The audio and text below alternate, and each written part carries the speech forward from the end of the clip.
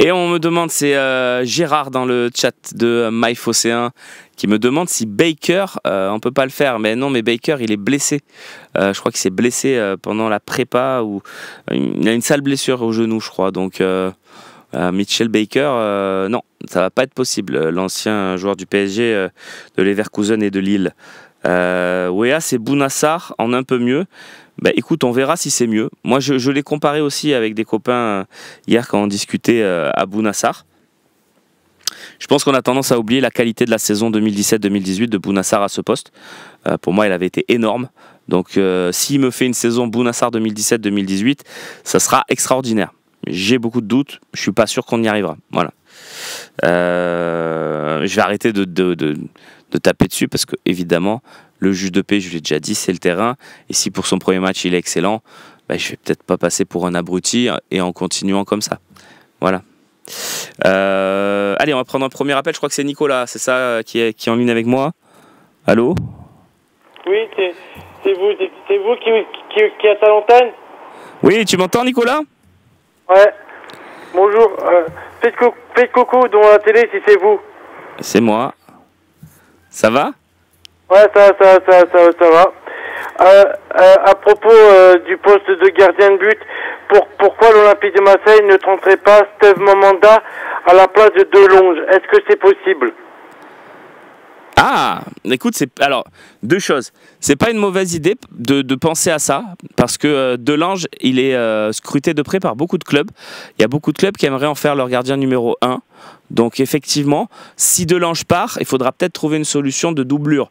Alors, je pense pas que ça sera Steve Mandanda. Très honnêtement, je pense que Steve, il l'a compris, on l'a tous compris, c'est fini. À mon avis, la carrière de Steve, mais c'est une idée en tout cas de réfléchir au poste de numéro 2 parce que si je sais pas moi, le 22 août on nous prend Delange pour une belle valeur transfert, hein, 6, 7, 8 millions, la situation sera quand même compliquée, il faudra trouver vite un numéro 2.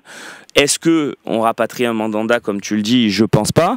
Est-ce que on se dit tiens, c'est l'occasion de faire grimper un jeune? Je pense pas, hein, je dis ça, mais ou alors il y a une autre solution, c'est qu'il y a Ruben Blanco aussi qui est encore sous contrat, qui n'avait pas démérité en tant que doublure, voilà. Donc, mais c'est un sujet le cas de Lange. Mais toi, tu voudrais le retour de Steve à 46 ans? Bah oui, parce que imagine que Rulli il se blesse pendant un match, pendant la première mi-temps ou pendant la deuxième mi-temps. Je voudrais bien revoir Steve Mandanda pendant un ou deux matchs si Rulli se blesse parce que voilà, en remplacement de Rulli pendant un match, quoi. D'accord. Il y a Caporal sur le live YouTube qui visiblement n'est pas encore totalement rompu à mon humour, qui me dit oh il a 40 ans Mandanda, mais je sais qu'il a pas 46 ans. Mais 40 ans pour le foot c'est quand même on est quand même bouilli normalement. Donc moi je pense. Vas-y Nico. Cristiano Ronaldo il a aussi 40 ans et pourtant il continue à jouer au football. C'est pour ça que je propose Steve Mandanda. Oui, non, mais j'entends. Le problème, c'est est-ce que tu as vu la saison de Steve Mandanda avec Rennes?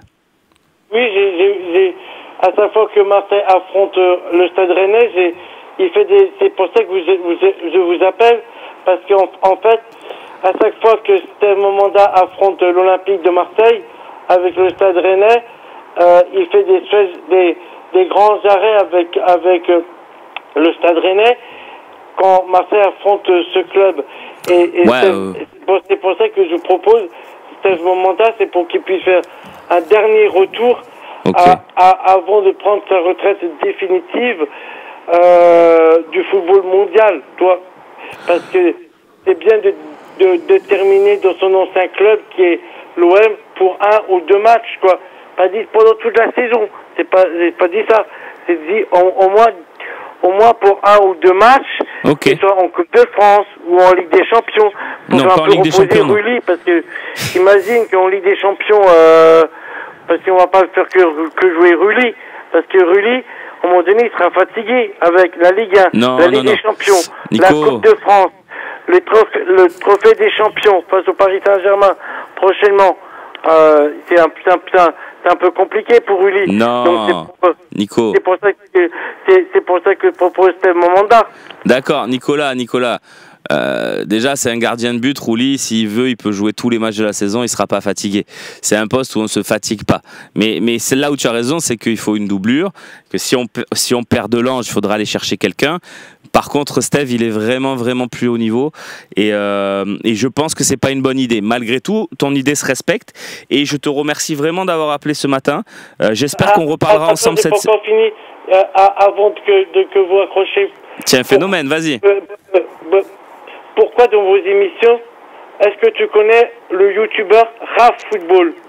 Est-ce que tu connais Raf Football? Tu sais, le youtubeur marseillais qui fait tous ses matchs sur sa chaîne YouTube. Est-ce que tu connais? Non, et je t'invite à faire les matchs avec nous surtout, parce que nous aussi on fait les matchs sur YouTube. Mais il est certainement très bon, ton collègue. Merci beaucoup d'avoir appelé. Mais je voudrais bien un jour que vous invitiez. Tu veux qu'on l'invite? Bah écoute, on va réfléchir. Est-ce possible? Ah, Raf Football. Juste une seule fois. D'accord, j'avais pas compris. Raf Football. Oui, je l'ai déjà. Je vois qui c'est. Écoute, après, je sais pas si ça l'intéressera, mais c'est pas impossible qu'on lui propose effectivement de venir une fois dans une émission. Oui, on verra ça effectivement. C'est pas une mauvaise idée. Nicolas, il faut qu'on passe à quelqu'un d'autre. Faut qu'on fasse tourner, mon ami. En tout cas, merci beaucoup Nicolas, j'espère que tu rappelleras cette saison parce que écoute, ça fait plaisir. On sent la passion dans ton appel et l'impatience de voir le match de ce soir, donc c'est cool. Et il faut une place pour tout le monde, les amis. Donc un peu de respect s'il vous plaît. Merci beaucoup. Je parle notamment sur le chat de YouTube où c'est pas cool ce que vous avez dit certains. Voilà. On passe à un deuxième appel quand tu seras prête, Marine, évidemment, mais c'est Jeannot, le retour de Jeannot. Il est là, mon Jeannot? Salut Romain, ça me fait vraiment plaisir de te revoir et bravo pour hier les buzz, tu m'as tordu de rire. Écoute, c'était pas le but de faire du buzz, hein. J'ai essayé de dire ce que je pensais. Non, je parle pour les gogos, tout ça, c'était rigolo quoi, derrière. Tes réactions, ça va, ça nous manquait un peu de ton franc-parler. T'es adorable, Jeannot, c'est gentil. J'espère que t'es venu avec une question, une analyse, un truc à me dire ce matin quand même. Oui, j'ai deux trucs moi. Alors moi, d'après ce que j'ai compris de la conférence de presse, je pense qu'il y a, on va prendre plutôt un piston gauche, style OEA, mais à gauche, complètement, vraiment plus haut, et qui puisse percuter et aller sur l'aile. Et mon deuxième truc, c'est que tout le monde met en concurrence Gouiri, Aubameyang, c'est vrai, mais je pense que sur certains matchs, on peut faire redescendre Rabiot, mettre Gouiri un peu en 10, en milieu de match, hein, je pense, et Aubameyang devant. Oui, je suis d'accord avec toi. Sur certains matchs, sur certaines séquences de matchs où on aura besoin de pousser, où on sait qu'on va jouer dans les 20 derniers mètres adverses, où on va pas avoir grand chose à gérer en termes défensifs. Effectivement, on peut s'envisager un Rabiot-Højbjerg devant la défense et 4 joueurs offensifs. Alors, Gouiri, Aubameyang, peut-être Greenwood en 10 aussi, parce qu'on l'a testé pendant la prépa. Je sais pas trop, mais l'idée en tout cas, oui. Et puis pour le piston, côté gauche, je pense que c'est l'idée. Hein. C'était déjà l'idée avec Dedic quand on l'a fait au mercato d'hiver. Je pense qu'ils cherchent ce type de joueur-là et ils veulent trouver le bon. Ils n'ont pas trouvé avec Dedic, ils n'ont pas trouvé avec Merlin, visiblement. Voilà, donc why not? Voilà. Ben, moi, alors par contre, je pense aussi que si on prend Zegrovac et qu'on garde Rowe, je prêterai le petit Diaz, là, parce que je pense pas qu'il ait beaucoup de temps de jeu si on a 6 offensifs comme ça. Vaz, pardon, oui. Ouais, bien sûr, absolument. Je suis d'accord avec toi. Peut-être un prêt en Ligue 2, par exemple. Mais oui, tout à fait. Par contre, si on perd Rowe et qu'on fait Zegrova, ou si il n'y a plus de mouvement, mais sinon, je le garde. Ouais, pareil, exactement. Mais si vraiment il y a 6 vrais gros offensifs, ça me fait chier parce que j'aime bien, mais j'aimerais pas qu'ils perdent une saison à rien faire, quoi. Ouais, je suis d'accord avec toi, d'autant qu'en plus, ça va être dur de faire partir Mopé, Harit, Mumbagna. Il y aura peut-être un de ces joueurs-là qui va devoir rester aussi. Donc oui, effectivement, tout à fait, il risque de monter encore, quoi, ouais. voilà, effectivement, ça risque d'être. Après, je pense qu'il le fera jouer quand même, Vaz, malgré tout, mais il jouera pas beaucoup dans cette circonstance-là. Donc oui, peut-être qu'effectivement, dans ce cas-là, un prêt de Robinho Vaz, ça serait une bonne idée, ouais.